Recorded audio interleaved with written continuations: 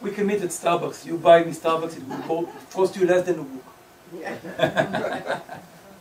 All right, so again, political map is in Israel is kind of the same principle. Is it working, Mike? Yes.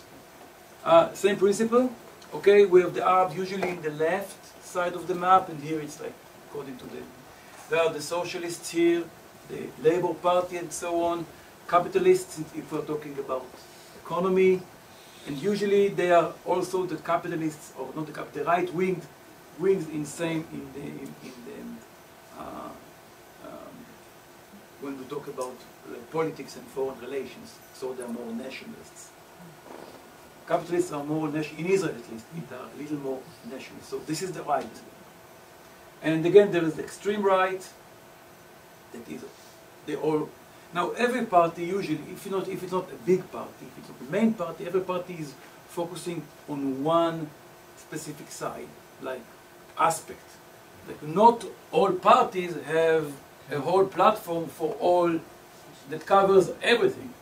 Okay, so a small nationalistic party will not really have a big platform regarding economy, but they will try to cover it in order to, withdraw as many votes as they can.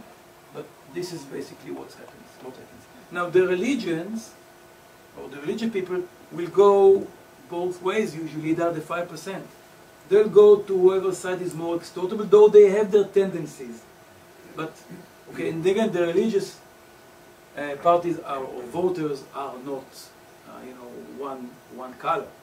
Okay, they are the ultra-Orthodox, they care only for the economy of their kids, for their earmarked, funds and so on.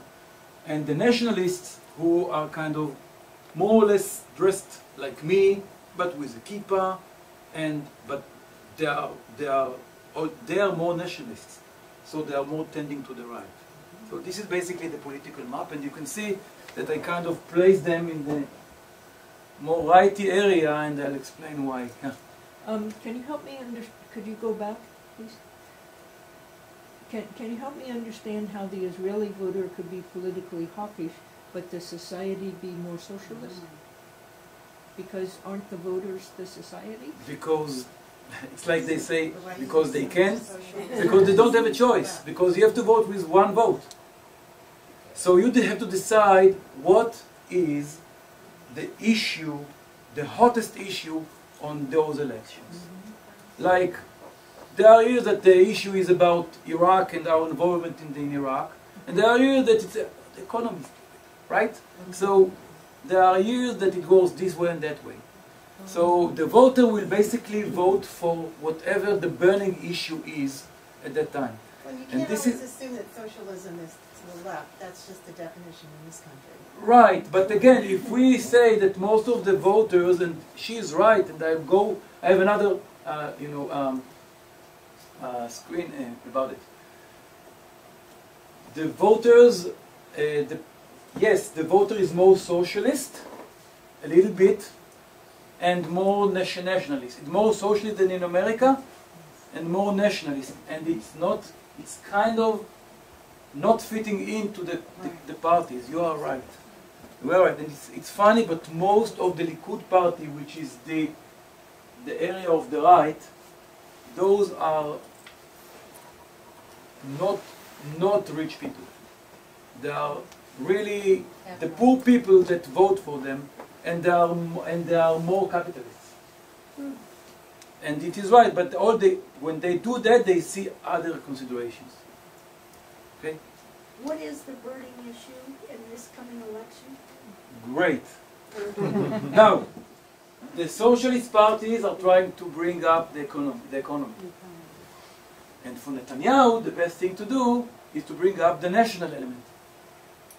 We'll get to the parliament speech here, to the speech at the Congress. Yes. So, okay. Here, the history of Israel is that for about 29 years, but here I wrote 30 to just create a good number, the country was ruled by the founding forces of Israel. Okay, the Labour Party, which were the pioneers that built Israel and so on, that before that arrived from Russia and Poland and Eastern Europe. So they were socialists, in nature, most of them socialists, and they were Ashkenazi. Don't forget that it's culture and economy and concepts of economy, right? Those were the governments since 1948, and again, the institutes that ruled Israel or the Jewish population before Israel became a country, 1948 to 1977. At that point, this is kind of every bubble here represents one government, or these are a lot of government, but government of a concept. Most of them here is Menachem Begin and Yitzhak Shamir together between 77 to 92. So the government was a little more rightish. Then there was a unified government in the time that there was a tie, political tie between the Israeli populations. That basically, Israel is kind of voting by population. Like here, most of the Republican Party voters, you can probably know by, I mean, they have features that you can tell if he's probably a Republican voter or not. Okay? And here is the same. Here in America, basically, the Democratic voters is a conglomeration of minorities. Most minorities, again, they're generalizing big time, but most minorities vote Democratic. And there's one big majority that usually votes Republicans. Though you will find, of course, exceptions. So in Israel, this happens the same. Most of Israel's lefty voters are Ashkenazi. Many of the right or the Likud party voters are Mizrahi or Sephardic. I'll just give you in a nutshell my explanation to it, or I read about it. It's not just me, but I adapted this explanation. When Israel was founded by the Ashkenazi, and they of course had their political agenda and their economic agenda and so on. When the Sephardic arrived, it was big waves of immigration around 1948, beginning of the 50s. They became the social underdog in Israel. They came second, with another culture, another language than the founders, than the institutes that were there, and they had to adapt into the new culture. They became the political, the social underdogs. The first generation, the desert generation, it just did what he was told. Ben Gurion was God. They didn't know a lot of the political environment and everything else. The second generation started to understand that they have a power to change. It was in the 70s. They called themselves the Black Panthers. Guess where they took it from? And they tried to move to a change. After a few political,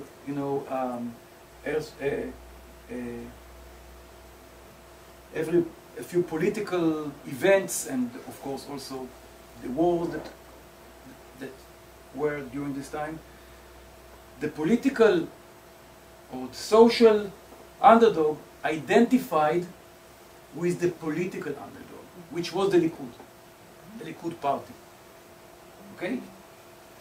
And that was, in my opinion, the key element here. Those Sephardic voters, they were sure that Menachem Begin, who was born in Minsk, right, was Moroccan, was born in Morocco. They were sure. And they were sure that Shimon Peres's mom is Arab. I mean, and there are many people here, not in this room, I think, but maybe, that think that President Obama, wasn't born in America, but in Kenya. You see, it's the same. He's Muslim. Huh? And he's Muslim also. And he's Muslim. Right. So, and you will find a lot of people in America that think so. So, this will explain how could they think that. Okay? So basically, the political underdog was supported by the political social underdog. And this population is voting for them a lot, yes. I think also in the 70s, especially when the Likud finally won after 29 years, there was also a strong the active people in the Labor Party were very condescending towards the minorities. You remember the prominent entertainer who... הם לא נחמדים. דודו טופז, הצ'חצ'חים של הליכוד. Right. He insulted the support, basically saying that the supporters of Likud are a bunch of gangsters or whatever. Right. And it just... It helped. Well, it may have cost the Labor Party the election. It may have. It may have. But don't forget, it was the tip of the iceberg, and big, very strong, fundamental underground currents were working. The demographic force is huge. Slow, huge, and steadily moving to the right in Israel. And this is why Israel is becoming more righty and more righty. You can add onto it a lot of external elements, like the wars and the pressure and the terrorist attacks on Israel, and all those things create a lot of pull in the public opinion. But a very fundamental, strong, and never-changing part of the forces is this demographic, and I call it the demographic factor. It's huge. But this is basically what happens. So today we kind of have the same, in America, we kind of have the same situation of a tie between the parties. We are kind of in a tie, and but demographic change in America is going towards more diversity. This is why in many political analysis I've seen, if the Republicans will not do anything about it, they'll basically lose their connection with the crowd, with the voter, and they'll fall. So they're trying to do something, but here is a huge demographic move here. So in Israel it happened in the 80s. There were years that they could not create a government without a unified Likud, Avoda, Labor, Likud parties together. It happened for a few years, and then again there was Rabin, and you remember the days of Rabin, so Israel tried to move towards some kind of a solution. He was murdered, and then Netanyahu came, and the political swing moved from here over there. And then Barak came. So you see there's a tie, and there is the big force that's moving us, and the little things, the little external events are creating, like a lot of terrorist attacks before those elections created a swing towards Netanyahu. Because the Arabs and the extreme Israelis tried to break the peace process, and Shimon Peres against Netanyahu was running at that time. He tried to continue that, and they said, what are you talking about? Well, they are bombing us. Buses are exploding. And a lot of people that were sitting on the fence voted for Netanyahu, and this changed this election's fate. So there are little things that are happening here, but in general, this big lump is moving rightward. And there is Sharon here, tried to be in the middle. He was the righty, but he took the wheel and steered it to the middle. But then he died, and then Netanyahu is basically ruling from now from 2009 until now. It's 6 years now, and he had another term here of 3 years. It's 9 years now that he's been almost 9 years that he's the prime minister, and we don't know what will happen, but he has huge chances to be the next prime minister. Again, would change something. Yes.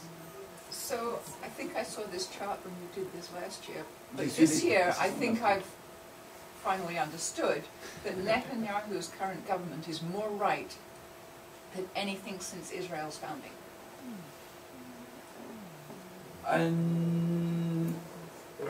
I wouldn't say that definitely, but there are arguments to your argument.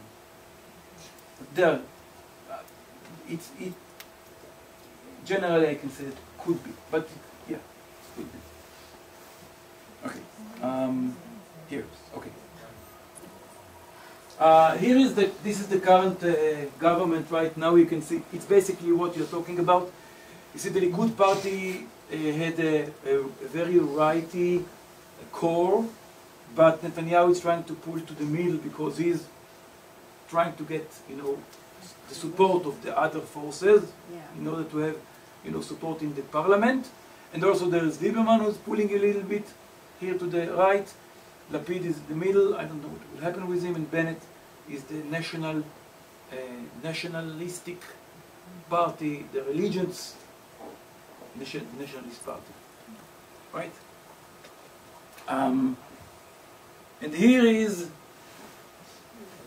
those are the lists. Those are the lists of the government, of the parties that are running now to the Knesset. I put them in, again, the location is not accidental. Here is the left side of the map, and here is the right side of the map. Okay? And I will kind of go over the different parties. So now, okay, another big merge that happened not for reasons not because the Labour Party was afraid not to pass the 4 votes, but a big merge, not very big in terms of people, but in terms of idea, okay, happened in the Labour Party, former Labour Party. They don't call themselves the Labour Party anymore, they call themselves the Zionist Camp. The Zionist Camp. Okay? So, Yitzhak Herzog, Bougie, his name is Bougie, his nickname is Bougie, his name is Isaac, Yitzhak. Okay? He's the son of the former President Herzog. Okay? He's the leader of the Labour Party right now. And he joined with Tzipi Livni, who was the foreign minister under Netanyahu. She is coming from a very devoted Likud family. She's one of the princesses. She's the royal righty family, and she crossed lines in order to remove Netanyahu, basically. Why? She was politically. She was in a party. She was in a small party that did not stand. Wouldn't have stood a chance of the voter now in the rules. So she moved over. Yes. Doron, you skipped a step though. She left Likud and went to Kadima. Oh, I'm just talking about the last year. She was in the Likud. She went to Kadima with Ariel Sharon. Then she got her own party. Then she got her own party. Okay, last elections. And then she made 6 votes, and now she moved here. And she only took with her one person, which was probably her only electoral potential. So she couldn't negotiate to put more than herself and another one person in the list, in realistic spot. Because like, if they're expecting about 23, 24 votes, 25, 6, 7 are considered to be non-realistic. They won't go to the Knesset. Okay, so this is the Hamachaneh HaTzioni, the Zionist camp. Here is the lefty, the Meretz, the left party. You see, they gave us up to the 17, 20, 22 votes. Okay, that's it. Looks like 24. 24 votes that they gave us the realistic spots, not everything. Okay, so 1, 2, and then just names. Here is the Meretz. Okay, they are expecting about 5, 6 votes, maybe 7 votes. Okay. And of course they won't take the list from here because there's not enough. They'll take the real vote. And of course this is the common or the mutual, the united, the unified Arab list. See they listed here 12. I mean the newspaper listed 12. This is what's considered to be realistic for them. And then on the far left, there is the middle, okay? The middle where is Lapid and so this is another Likud refugee that has politically right-wing approach. He is nationalist, but he is more socialist in soul in terms of economy. He comes from a poor family. So he represents a lot the Israeli voter. A lot of the right-wing voters are not wealthy, and they are in the lower area of the Israeli economy, but they vote right. Because usually the issue, the hot issue, is the national issue in the elections. This guy is saying, I am the really good, politically and in terms of national affairs, but I am the real people, man of the people. So this is Kahlon, his name is Kahlon. And now he's expected to have about 10 to 12 votes, who knows. But he's righty. I put him in the middle, he's more righty. Okay, here is the Likud party. Here is the nationalists. Okay, again, they are religious. However, they are trying to approach everyone. I'll talk about little scandals in the politics, and you'll see what I'm talking about. And this is the extreme religious party that has a very national approach. So there is, I don't know if you know the names, but there is a very extreme right punk. His name is Itamar Marzel.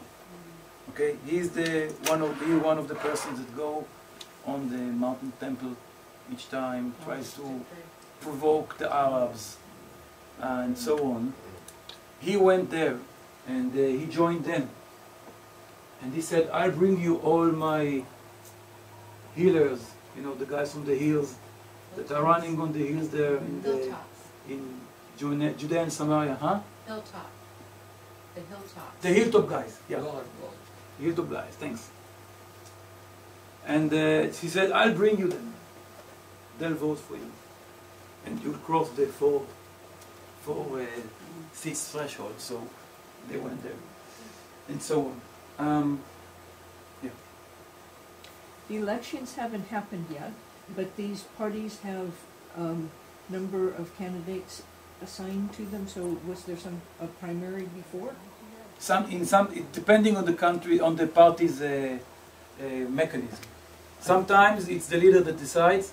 Sometimes there's like elections, primaries, depending. Here in the Avodah party it happened. There was elections, and in the Likud party there were elections. Meretz party there were elections. Here some of the parties that create this list had elections. He didn't have elections. Who votes in these elections? Yeah, who votes in this? What do you mean? Who are the voters? Who are the voters? Again, national religions. Here will be middle class, top middle class. Who votes? Are they registered for the party? They're asking, are they registered for the party? No, they're not registered. It's just Who decides the list, I guess is what we're asking. Who decides the order who of that decides the list? The party itself. The leaders of the party decide the list. Now, you go into the poll. It's like basically it's like a little cell. This way, you go in, and inside you have all the 20-something parties that are running. You pick your vote, your letters. Just one. Just one. Put it in an envelope. That's it. Then you're counted. How many votes did every party get? But with these primaries, where do they get the names from the primaries? Do they have like The heads of the party. the heads of the party select the lists?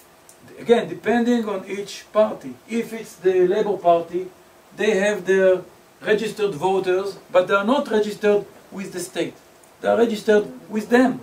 It's like, suppose I am a student, then I may vote for the student representative in Santa Cruz only because I work there or whatever.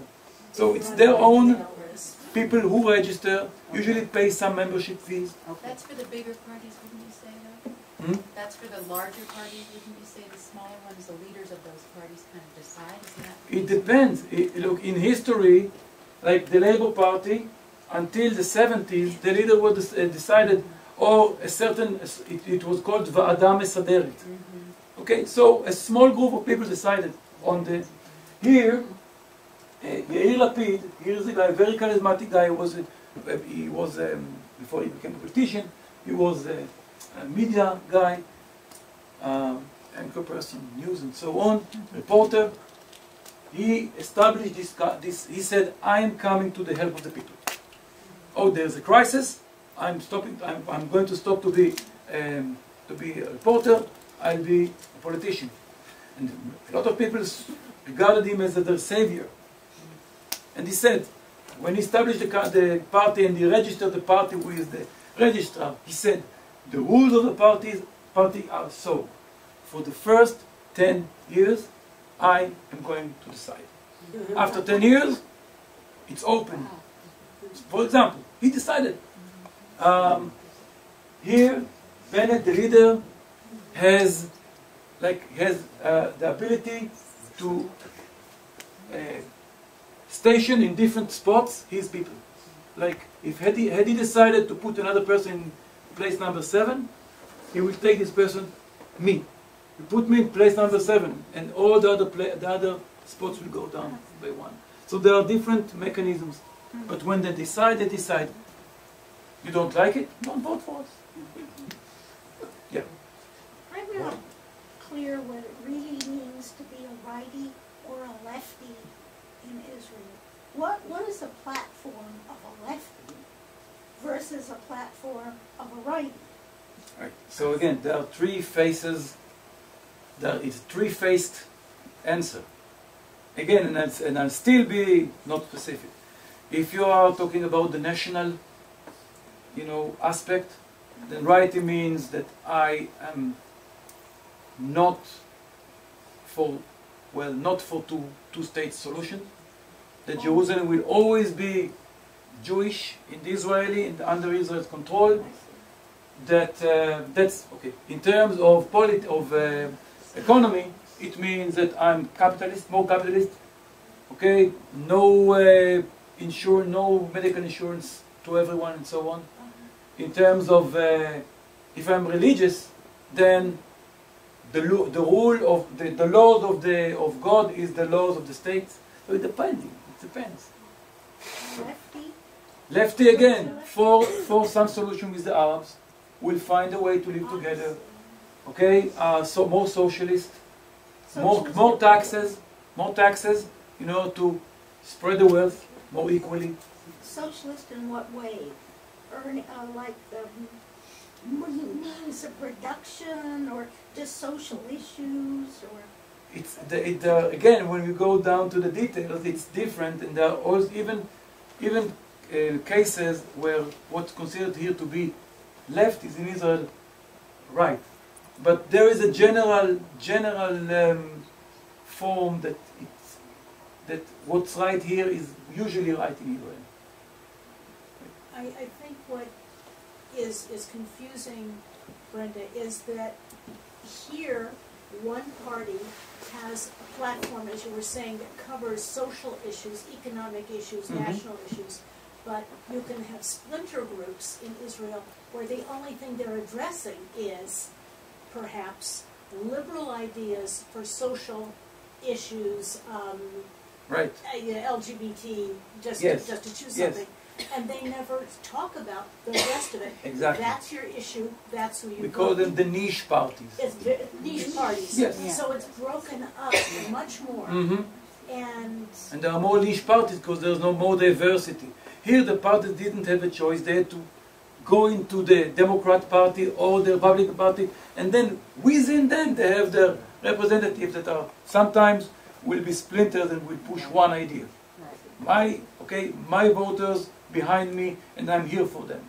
But it's like here where we say, well, yes, I vote in this party, but I only agree with the economic impulse that's represented by X party or Y party. Really, about social issues, I feel very differently, and I would rather vote the other party. But we Americans are forced into a larger chunk at a time.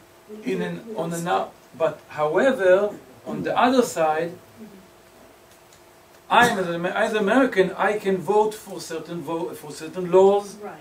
Okay, if for certain laws there are ballots throughout throughout the years, not only while the president is being elected. It's different, so I can vote for specific things. I can vote for my local representatives, and in there I can't. Right, so I could vote, and it's true, even if I'm registered with one, I can split my vote, and for California, vote one thing, and for my region, vote another, Exactly. based on the individual personalities, and this is not something that is as easily done Right. as you're explaining in Israel.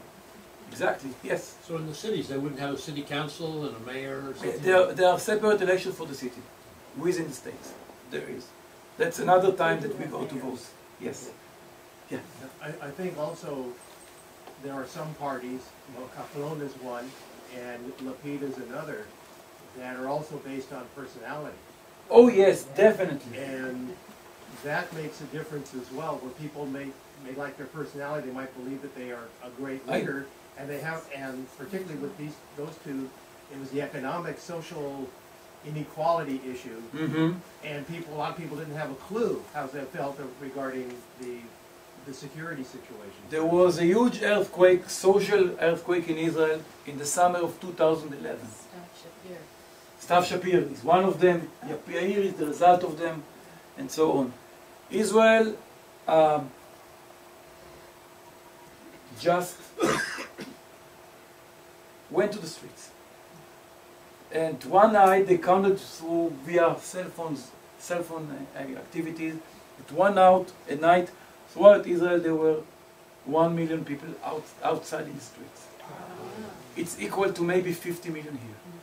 Wow. At one time, at one evening, on one demonstration throughout the country.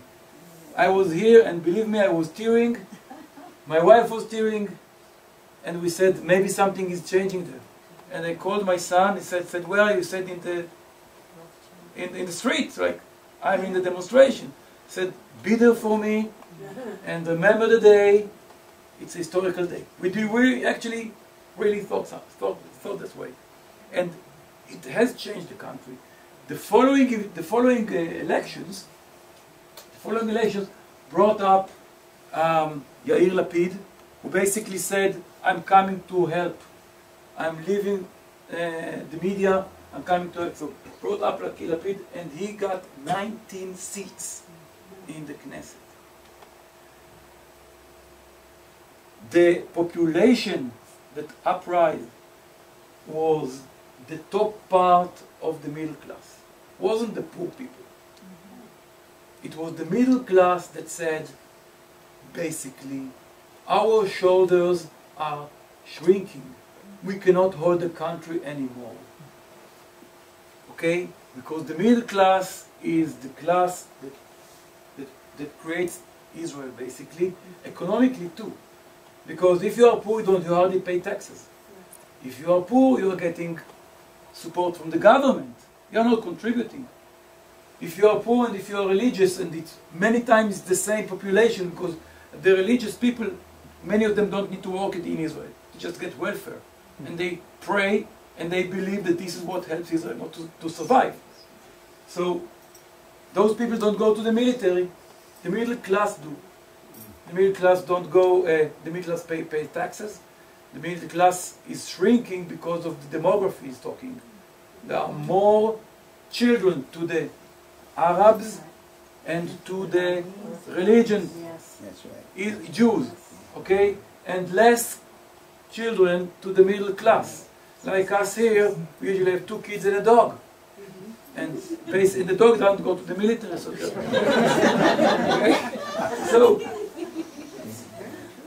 so this is what we have basically. And the middle class said we can't do it anymore. And they voted for Lapid, and he did his best. He was the treasurer in this government. Okay? And he tried to do his best.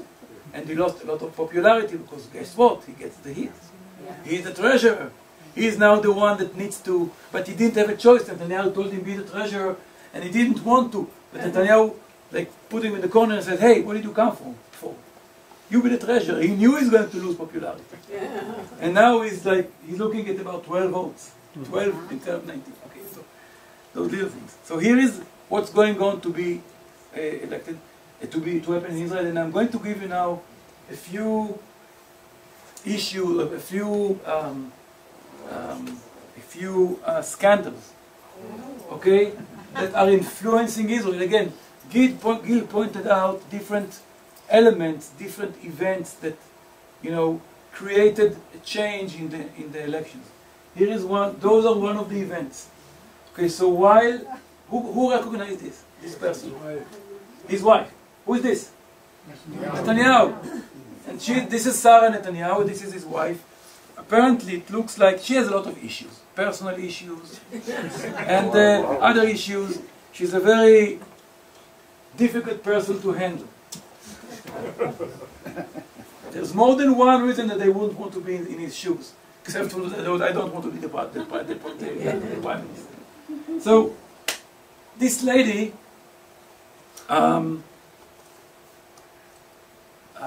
all the bottles that were used in the prime minister's house were supposed to go back, be returned for some money, and go back to the treasury. She took it for herself as pocket money. When there were not enough bottles, she ordered the workers to buy not the big bottles that are non-refundable, buy the little bottles that are refundable. She has more bottles. Okay. At some point, this came up. She took to her pocket about $6,000. That's, you know, over 4 years or something like this. You said 6,000? 6,000, about 6,000. But she returned, about 6,000. She returned about $1,000. Okay, so she said, I returned the money. So first of all, she admitted by returning some of it. And now there is evidence that it's been more than that. And then she continued afterwards.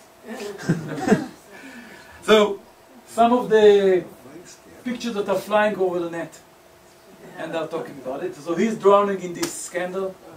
Yes, Mimi? Yeah, I want to ask this. I mean, I've read so much about this scandal. Is it justifying a scandal of Elvis Barros? I mean, I know it's wrong. You're asking for my opinion, not going there. The thing is that the public opinion is looking at morality. Yeah. And they raised it, and it caught. It means people care.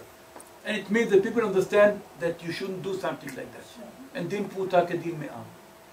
And she took to her pocket. What's din puta kedin me'ah? Can you translate for me? Din puta kedin me'ah. The small amount of money is like the law of a large amount. Right. I mean, it's the morality that changes. Okay, so. Yeah, it's like our people who are It is hurting him. Undocumented But she's not running for office, though. No, but she's his wife, he knew about it, and when Rabin had a bank account in the United States in '76, and Rabin, well, when it wasn't allowed by the law, it wasn't allowed back then, and it wasn't Rabin, it was his wife, but he resigned.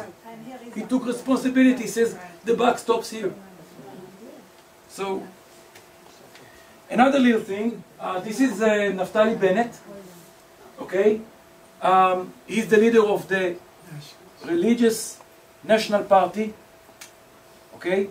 And he tried to recruit a soccer player, well-known soccer player, who is Mizrahi, who is Sephardic, and basically everything that he showed until now was that he was a good soccer player and then a coach. But he tried to get the votes of this part of population that adores him, which are Sephardic. His party is elite Ashkenazi. And he tries to open it to others and to draw votes to him. And he was standing before a mutiny in his own party. People resigned from the list. I'm not going to be in this party. You know, people that had realistic spots could be Knesset members next time. Resigned. There was a huge uproar. He got all the fire, all the heat. At some point, he couldn't withdraw, but he withdrew. He said, "I'm giving up. I don't want to be. I want to keep my family safe." So again, The objections to Ohana, Eli Ohana. were more from people who were religious, from the religious wing of the party, because he's not religious. He plays on Shabbat. He plays soccer on Shabbat. Right. Whoa. And But that was the split, not because of his ethnic. I agree that it was one of the reasons, and then there are less political opinions that said that he was racist because he wasn't Ashkenazi. So there are different opinions what happened. The bottom line is, and again, this population, there's a huge population in Israel that believes in God, but drives on Shabbat. Yes. It's kosher, but go to the beach on Shabbat. Huge population in Israel that have a Jewish identity that they don't go all the way. And he is more religious. And again, no one said that it's because he's not Ashkenazi. But the notion is that it involves also that. Anyway, the party's power in the polls dropped a lot. He lost a lot of votes. He dropped from about 16 where he was in the previous polls to about 12 now. But who knows? It's up and down. Something else might come. Oh, okay. So I want to go to this one first, and then to go to the other one. Shas. Again, a split in Shas. There is a big power struggle over who will be the heir of Rabbi Ovadia Yosef. Here's Rabbi Ovadia Yosef, Eli Ishai, and Aryeh Deri. The two leaders, one is the former leader, one is the current leader. Okay, he was the leader in the beginning. He went to jail for corruption, came back, waited for 7 years without politics, and then went back to politics. He replaced him for 15 years, and then he was thrown by the Rabbi Ovadia Yosef. And then when Rabbi Ovadia Yosef died, each one of them is claiming to be the real heir of Ovadia Yosef. So he basically split the party in two. I found one picture where he goes right and he goes left. It was hard because I don't know all the pictures, it's the other way around. So this guy just came in the middle, one of the 8. So within the religious party crowd, this is what it is about, the power struggle. Now in terms of right-left politically, he is very righty. He joined Itamar Marzel, this punk who is from the Hilltop guy that joined them. So he's very right politically, he is more lefty, he's also more socialist. So he's more socialist, he's more nationalist. They're both religious, ultra-Orthodox. Again, their potential is big, about 10 votes, about 10 seats in the Knesset, but what happens if he doesn't pass the threshold? About half of their power will go down the drain. So, very important. In this case, they split, and now the threshold is jeopardizing them. Other parties join together, and now maybe we even gain more power. And this is a huge corruption. This is really a police criminal thing. Okay, Israel Betenu. This is Lieberman, our distinguished foreign minister. Okay, righty, but he's trying to go to the middle. He already survived a few trials for corruption, for hitting a child many years ago, then for corruption and bribery and all those kind of things, and he somehow succeeded to dissolve it. Teflon. And Teflon, something like that, and he was acquitted in the trial that went on. Like when he went to the government in the beginning, in this government 2 years ago, someone else was replacing him because he wasn't eligible to be a minister, because he was still in the criminal process. And then he was acquitted, and he went back to politics. Now it turns out that all his party is corrupted. She was a minister. And they basically used earmarked money and they diverted it to different bodies and institutions, and in return they got money from them. So they diverted them government money or state money, and they got back on other channels. They got back feedback. Okay, so this is what has been going now. He had a potential of 12 seats in the Knesset. He's now on the verge of 4-5. So he's really losing public credibility. She of course resigned. She's out of politics, and those are like the lower levels of corruption. It's all, and it involves dozens of people from the party, not just one person. Dozens was a structure. Whole thing. So this is what's going on in Israel. This is what they're going to vote for. Those are the people that are going to be voted for, not her, but him and other people in his party. By the way, he's the only one that decides on the list, and they change the list totally every time that every election. Like there was the security minister from his party, and now he's out of politics because he just decided not to put him there. How do you explain that he's still on in spite of all that? Well, there are people that believe that it's not true. There are people that believe that that they're building, framing him, building a case against him. But again, 7 seats he lost on the polls. So yes. So basically, I'm asking you if you. Oh, that's the last time. That's the last time. You want to address it? You know those people, right? Yeah. Richard Gere. Richard Pryor. Who is this? Obama. Obama. And who is this? Netanyahu, as a soldier, as an officer in the military. That's when he was known as Bear. Right. So I thought it was funny, but I didn't think you didn't recognize your president, guy. Well, he still has black hair, so.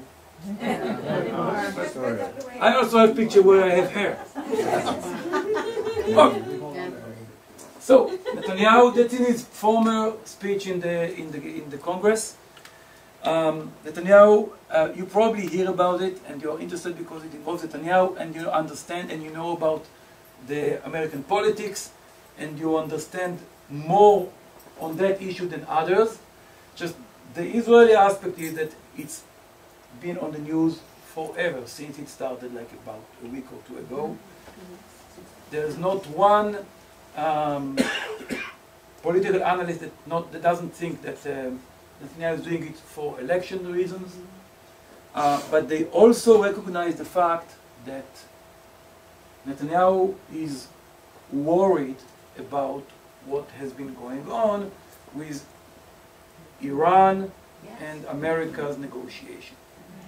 So he's trying to voice 2 elements. Of course, there is the component of the elections and the fact that he's going to be publicized in Israel as the defender and the one who went against America. And Israel is, to all the nationalists that don't know anything else are going for the pride of Israel will vote for him. Okay? People that understand more usually will not vote for him anyway.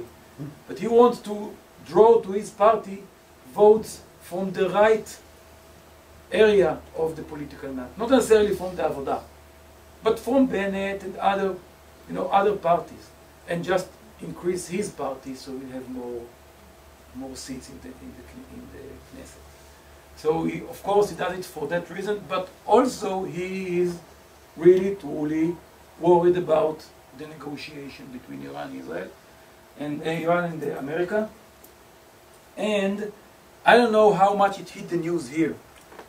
I heard yesterday, and maybe it's just a spin in Israel, they're talking about European sources that said that basically Obama did a lot of steps towards Iran, basically allowed them to have nuclear power, say in 8 years, but allowed them centrifuges to build enough to, they demanded 9,000 centrifuges, he agreed on 7,800.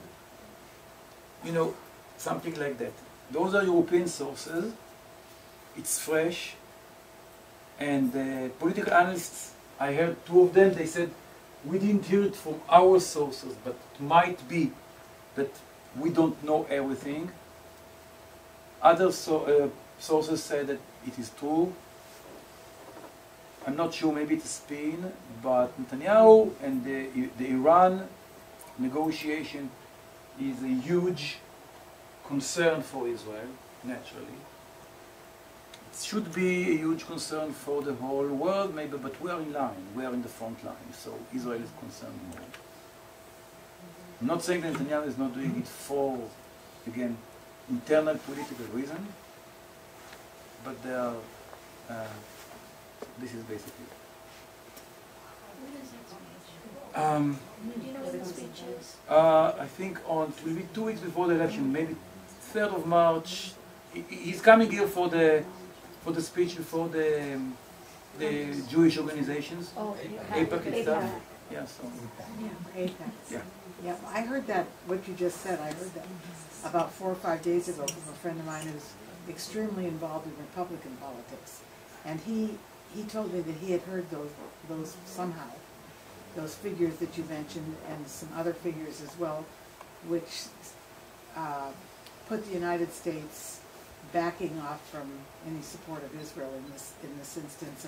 Yeah, and I heard that, and then I also read today that the question is, will Biden attend Biden as the chair of Congress, will he attend the speech? So basically, again, there is a lot of politics involved in the United States as well.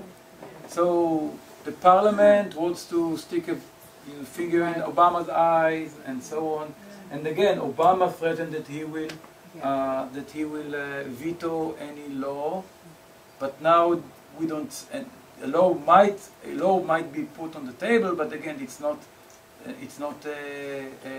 strong. It doesn't have enough. It's not veto proof. It's not veto proof. It's not veto proof because now what Netanyahu did is basically he caused Democrats to stand in line behind Obama because it became an internal thing. So we don't know. It might probably also affect the American politics, which is affecting. I mean, it will not probably be. There was a chance that it will be veto proof. Now it looks like it's going to be party votes. Will that backfire to Netanyahu in Israel? No. Netanyahu will only gain more supporters for standing up against America with Jewish pride, with national pride, and for bringing up the concern of Israel about Iran to the world. Like, no one will say that Netanyahu said that I didn't say. They didn't warn me. So, yes. Is there a concern in Israel about ISIS now? Yes, of course. It's in the news all the time. They are showing, a very nice, good chunk of the news about ISIS outside, about ISIS itself, about the last events, like for example they burned the Jordanian pilot. So I just left home to come here. I saw the news. I saw interviews with the father of the pilot, with the Jordanian ambassador, a lot about ISIS. And of course they are showing ISIS supporters from Israel, Arabs, that are going to ISIS. And again, every Israeli supporter that gets killed there is in the news for a day or two. ISIS cells are being discovered in Israel. And again, it's in the news.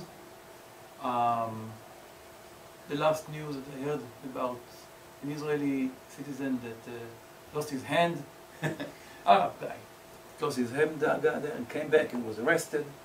So it's all the time. It's in the news. All the time. I have a different question. Changes the subject. The first chart you put up said that in a democracy the power comes from the people. That's a concept. Well, that's my point, is in the United States the power comes to people with lots of money, and in recent years it's buckets of money. The can essentially buy politicians or buy an election by paying for advertisements on the TV. But it seems that the fragmentation of Israeli parties would make that rather more difficult. Is the big money behind some parties, behind some people? In a sense, yes, because again, you need to be rich.